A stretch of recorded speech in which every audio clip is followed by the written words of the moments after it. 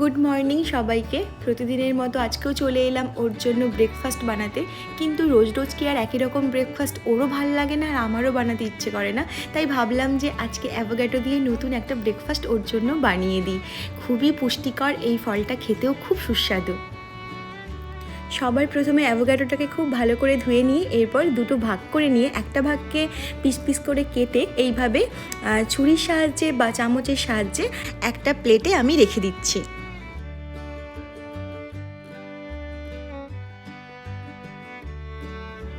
এবার এর সঙ্গে আমি অ্যাড করছি কিছু পেঁয়াজ কুচি আর টমেটো কুচি, সঙ্গে স্বাদ মতো লবণ আর একটু চাট মশলা দিয়ে দিচ্ছি, স্বাদ যাতে আরও সুন্দর হয়।